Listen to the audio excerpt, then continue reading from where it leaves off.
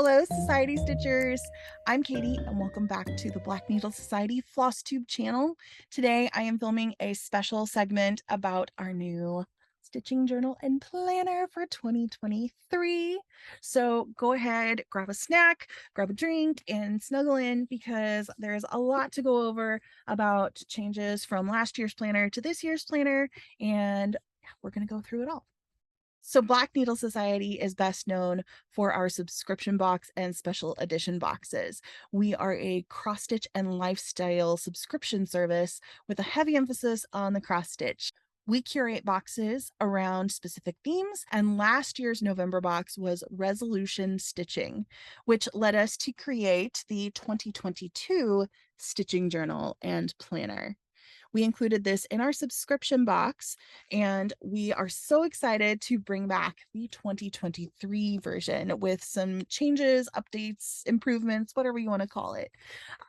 First of all, there is a significant size change. I think I have them here corner to corner. I'm trying to line them up for you. There you go. You can see there is a lot of extra space in this year's planner.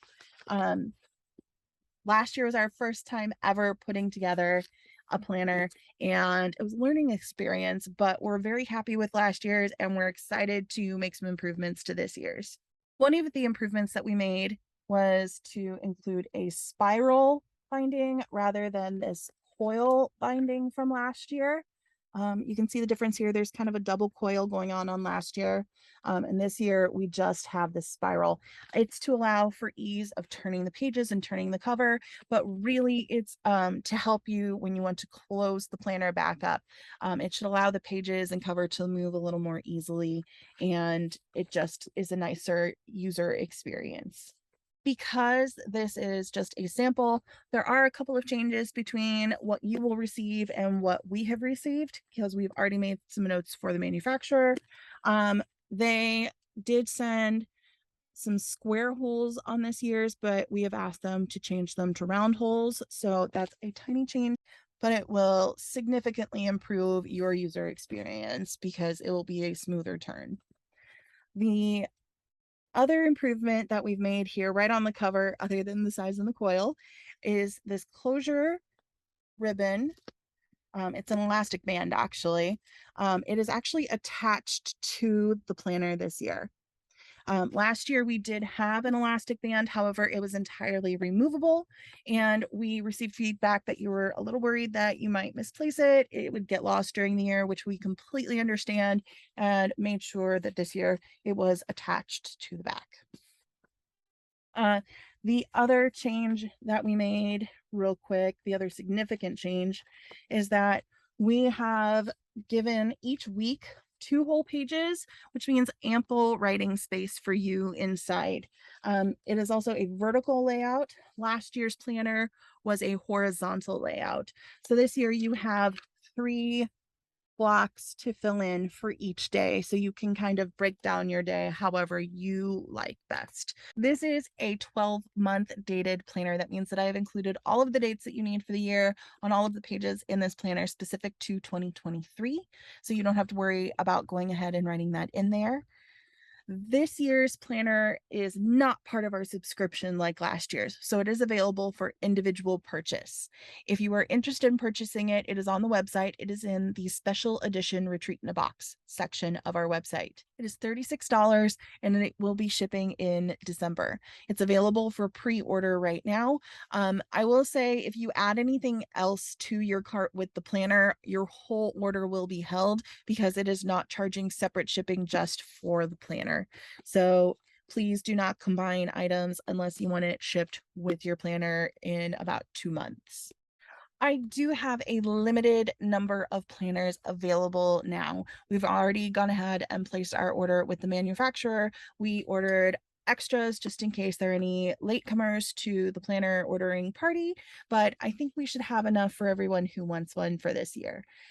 Pre-orders will remain open until the end of October or until we sell out, whichever comes first. That $36 price is a pre-order price and will increase slightly after the pre-order period ends. Okay, so on to what you guys are all here for, which is the flip through. Continue watching, and I am going to show you all of the goodies inside behind the cover. This is our 2023 stitching journal and planner. I'm ready to do a flip through, but I wanted to show you a couple of changes. We have this spiral coil here, and we also have a gold closure banding, and this year it is actually attached to the back of the planner, so you won't be losing it or anything like that. So let's go ahead and open it up. So first, we do have new end pages this year. Last year they were black. This year we had them printed with our scissor pattern, but we did do a white background just so it had a little more contrast. We also, like last year, have a page for you to put your information just in case you lose your planner, and it can be returned to you. Next, we have our 2023 calendar, and we also have our stitching challenge for the year. There are 12 challenges. It's so that you can do one challenge a month, or you can do them all at once. That's up to you. There's no right or wrong way to tackle anything in this planner. Next are our 2023 goals. We have some starting stats. So we do have 2022 in here a couple of times for you to note the number of whips you have, the number of finishes that you had in 2022, and the number of new starts you had in 2022. And you can list out what your goals are for the year, both in stitching and personal goals. Next, we have this page. It is very similar to last year, except it was blank last year, and we heard some feedback that it was a little confusing and people weren't sure what to do with it, so we've added some suggestions to how to use the different spaces. I also would say that this is a fun page to put any stickers on that you want to use. It's very open and it's fun to decorate and customize and get creative with. So first up, we have a box here. It's projects to be fully finished and how, so you can make notes for yourself throughout the year about the finishes that you have and what your plans are for them. Next, you have a focus project section, and we've listed out the months into 3 different parts for you, so you can choose one project or 2 or however many you want to focus on in those specific months and list them out here. Next, we have a section for you to list any mistakes that you may have made or customizations. You know, did you swap out 310 for 3371 DMC on a project and you need to note that? Or did you remove 10 stitches? Or did you get off on a stitch? This is where you can write that and reference that. And down here we have a few non-stitching boxes. We have movies to see in 2023, TV shows to watch in 2023, and books to read in 2023. Then, like last year, we have our A to Z stitching challenge. There are instructions on how to do this stitching challenge up here. But again, if you want to change it, interpret it in some other way, it is your planner and you can do what you like with it. Next, we have the Pamper Yourself stitching goals. You can list your project and what your goal is on it and a reward for yourself. Then we also have little boxes along the edges here where you can make little check marks as you meet your goals and reward yourself. Again, there are instructions for the challenge here. This is a very personal challenge because you're the one who sets your goal and sets the terms.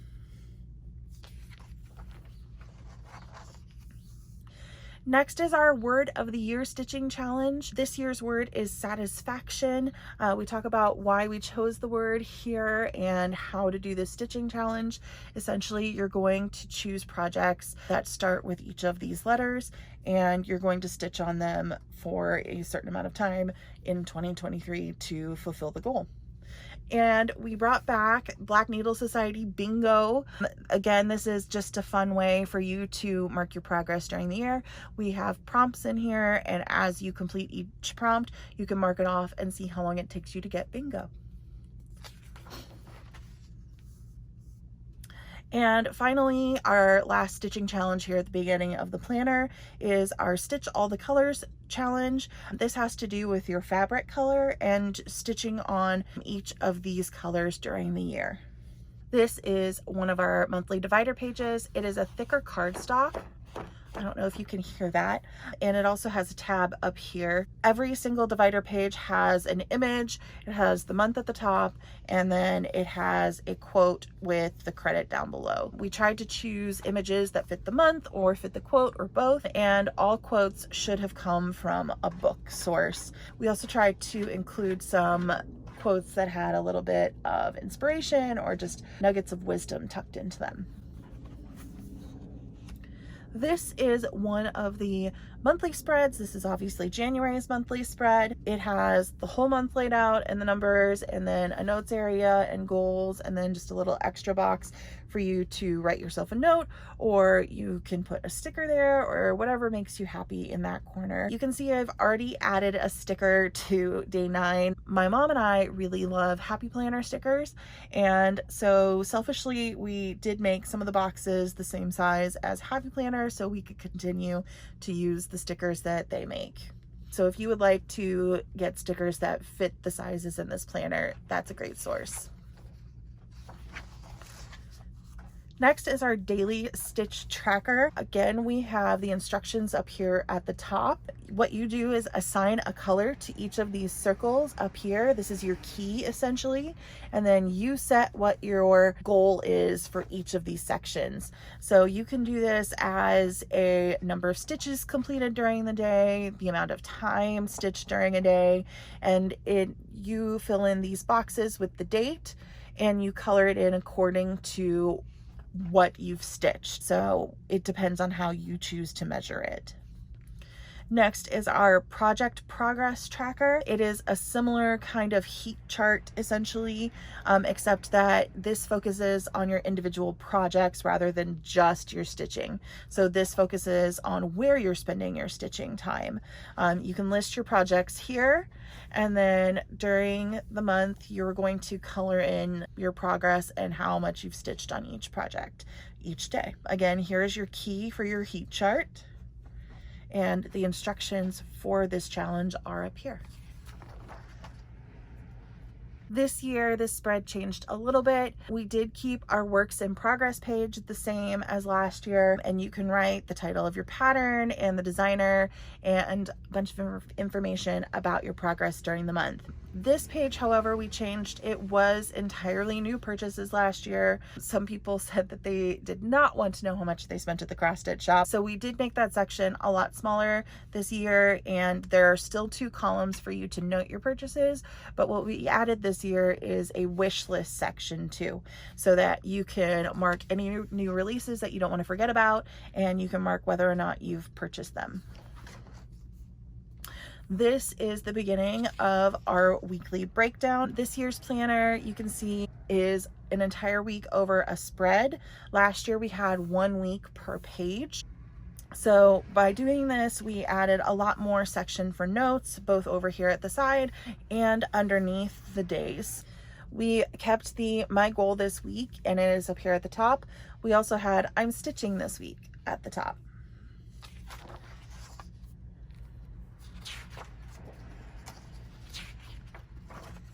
You can see here that I also tested another Happy Planner sticker. These are the longer rectangular ones that they include in those packs, and you can see it does fit the space perfectly.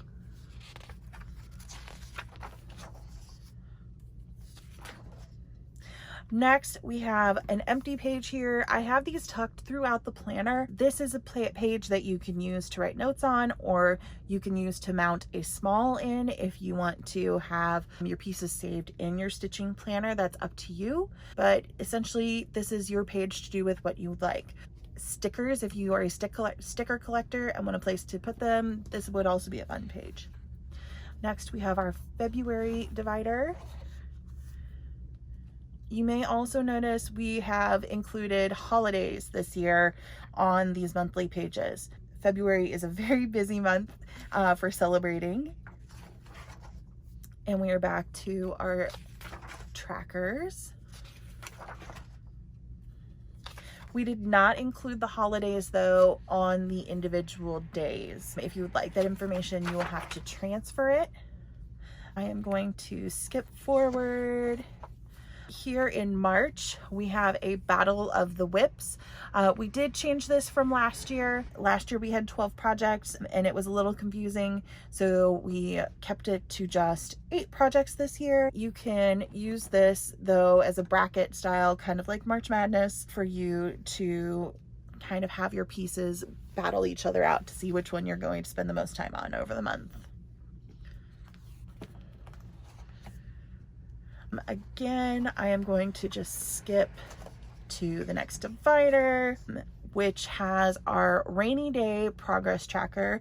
This is the first page of our rainy day stitching challenge. Anytime that it rains near you, this is a challenge for you to pull a specific project out and to stitch on it for whatever time limit you set. We suggest at least an hour, but you can change that to whatever you'd like. You can fill in your rainy day project here, and then note the dates or the number of stitches that you did each time that it rains in these raindrops. Some of you said that you live in especially rainy regions, so we did add a second page of rainy day tracking at the end of April as well. Next, we have May New Starts Project Planner. This is for people who participate in Mania or whatever you may want to call it. This has, I want to say, 22 lines on it. And then here is your shopping list as well if you need to grab supplies for those projects. Then we have the beginning of May. And as you can see, the watercolor carries throughout the month too for all of it. Again, we have another blank page next to June. You can use this to fill in whatever you like.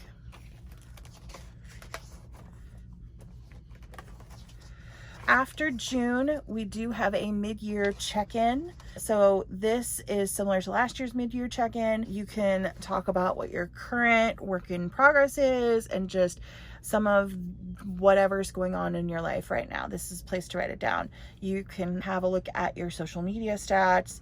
If you've been to any retreats, you can talk about those here. And then, like the beginning of the planner, we have some stats for you to fill in. We also have a page for you to note some of your mid-year finishes. But this is not our only finishes page in the planner, so don't worry.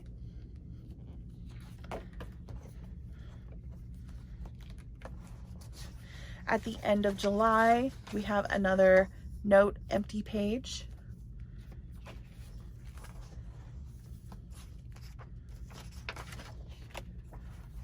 And same for the end of August. At the end of September though, right before October, we have our 13 Stitches of Halloween Stitching Challenge page. This is a challenge hosted by our friend and customer service rep, Athena. She started this back in 2019, I believe. You can choose 13 projects to stitch on during the month of October and list them here. And you can stitch on them for however long you like, but we have the information about the challenge up here at the top of the page.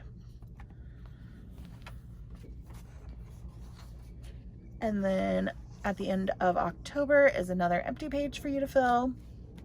And then at the end of November,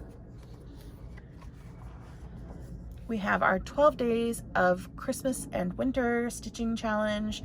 It's just 12 days of stitching is the hashtag.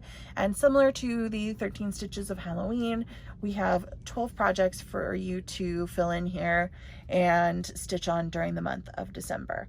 But we also say that you do not have to choose 12 projects. You can interpret that challenge in many ways. And then finally, at the end of December, we have a wrap-up section similar to last year. We have things 2023 taught me, the best FlossTube, best Instagram post, best tutorial. In 2023, I am proud a memorable moment, in each of these sections. Then this is a chart that you can fill in either all at the end of the year or throughout the year. It is a progress chart. You again set your key.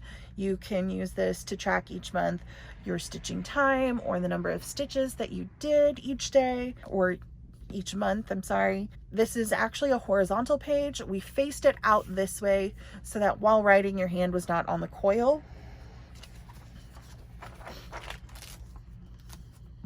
And finally, we have our wrap up, which is again very similar to that mid-year section, but just for the end of the year. We added a 2024 calendar to this year's planner so that if you needed or wanted to go ahead and start planning for some things in 2024 for dates, you had that information available. We also have the finished project section. And you can see we have a significant number of pages for finished projects. We also, again, included some grid paper, but last year we did have some people note that they would like some lined pages. So at the very end of the planner, we have some pages for you to make notes on. Also, finally, we have a new pocket. It kind of blends in with our pattern back here, but it is a little bit larger than last year's and has a slightly easier shape for it to actually hold your stickers or papers or whatever you want it to hold, but also it's easier to pull them out as well. And then the back looks like that. It's our pattern again. So that is our 2023 planner. Thank you so much for watching, and I hope you enjoyed. If you have any questions, shoot us an email at help@theblackneedlesociety.com, and we will do our best to get back to you. Thank you. Bye.